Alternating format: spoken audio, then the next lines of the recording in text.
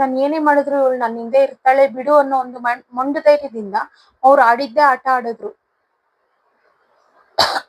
ಸಾರಿ. But ಈಗ ಆ ಪರ್ಸನ್ಗೆ ಇದೆಲ್ಲ ರಿಯಲೈಸೇಷನ್ ಆಗ್ತಾ ಇದೆ. ಬಿಕಾಸ್ ಆ ಪರ್ಸನ್ಗೂ ಮೋಸ ಅನ್ನೋದಾಗಿದೆ ಅವ್ರ ಫ್ರೆಂಡ್ಸ್ ಕಡೆಯಿಂದ. ಅಂಡ್ ಅವರು ಸಹ ನಿಮ್ಗೆ ಮೋಸ ಮಾಡಿದ್ದಾರೆ. ನಿಮ್ ಪರ್ಸನ್ ನಿಮ್ಗೆ ಹೇಗ್ ಮೋಸ ಮಾಡಿದ್ರು ಅದೇ ರೀತಿ ಅವ್ರ ಫ್ರೆಂಡ್ಸ್ ಕಡೆಯಿಂದಾನು ಮೋಸ ಆಗಿದ್ದಾರೆ. ಅವ್ರ ಲೈಫಲ್ಲೂ ಕೆಲವ್ರ ಫ್ರೆಂಡ್ಸ್ ಎಲ್ಲ ವಾಕ್ ಅವೇ ಆಗಿದ್ದಾರೆ. ಈಗ ನಿಮ್ ರಿಯಲೈಸೇಷನ್ ಅನ್ನೋದು ಆಗ್ತಾ ಇದೆ ಈ ಪರ್ಸನ್ಗೆ. ನಾನ್ ಮೋಸ ಮಾಡ್ಬಾರ್ದಿತ್ತು, ಬ್ಯಾಲೆನ್ಸ್ ಮಾಡ್ಬೇಕಿತ್ತು. ಈಕ್ವಲ್ ಆಗಿ ಅವ್ರೆಷ್ಟು ಎಫರ್ಟ್ಸ್ ಹಾಕ್ತಿದ್ರು ಅಷ್ಟೇ ಎಫರ್ಟ್ಸ್ ನಾನ್ ಸಹ ಹಾಕ್ಬೇಕಿತ್ತು. ಒಂದು ಸಡನ್ ಬ್ರೇಕಪ್ ಆಯ್ತು. ನಿಮ್ಗೂ ಐಡಿಯಾ ಇರ್ಲಿಲ್ಲ, ಅವ್ರಿಗೂ ಐಡಿಯಾ ಇರ್ಲಿಲ್ಲ.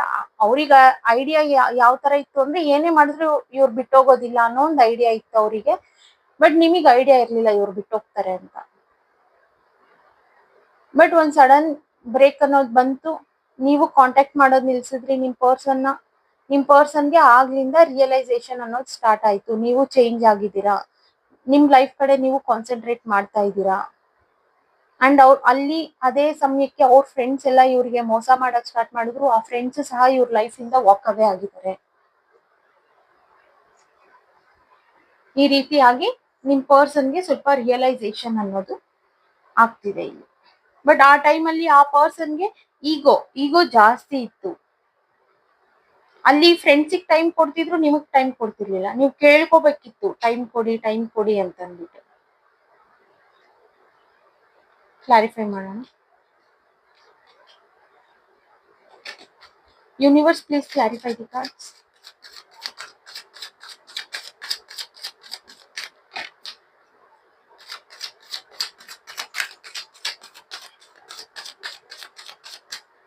ಈಗ ಅವ್ರು ಅಳೋದು ನಿಮ್ಮನ್ನ ನೆನ್ಸ್ಕೊಂಡು ನಾನು ಈ ರೀತಿ ಮಾಡಬಾರ್ದಿತ್ತು ಅಂತ.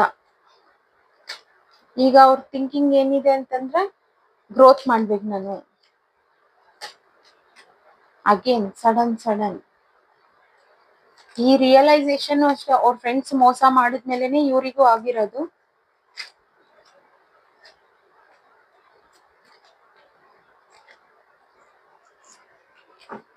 ಬಿಕಾಸ್ ಪಾಸ್ಟ್ ಅಲ್ಲಿ ಆ ಪರ್ಸನ್ಗೆ ಇಮ್ಮೆಚುರಿಟಿ ಎಲ್ಲ ಗೊತ್ತಿದ್ದು ಪರ್ಪಸ್ಲಿ ಬೇಕಾಗಿ ಮಾಡ್ತಿದ್ರು ಆ ಪರ್ಸನ್. ಬಟ್ ಈಗ ಎಕ್ಸ್ಪ್ರೆಸ್ ಮಾಡ್ಬೇಕು ಆ ಫೀಲಿಂಗ್ಸ್ ನ, ಸಾರಿ ಫೀಲ್ ಮಾಡ್ಕೊಳ್ತಿದ್ದಾರೆ. ಅಂಡ್ ಅವ್ರಿಗೂನು ಅವ್ರ ಫ್ರೆಂಡ್ಸ್ ಕಡೆಯಿಂದ ಒಂದು ಜಡ್ಜ್ಮೆಂಟ್ ಸಹ ಸಿಕ್ಕಿದೆ. ಜಡ್ಜ್ ಮಾಡ್ತಿದ್ರು ಅವ್ರ ಫ್ರೆಂಡ್ಸ್ ಎಲ್ರು. ಆಗ ಅವ್ರಿಗೆ ಏನು ಅನ್ಸ್ಲಿಲ್ಲ. ಈಗ ನೀವು ಅವ್ರ ಲೈಫಲ್ಲಿ ಇಲ್ಲ, ಅವ್ರ ಫ್ರೆಂಡ್ಸ್ ಅವ್ರ ಲೈಫಲ್ಲಿ ಇಲ್ಲ. ಈಗ ಇವರು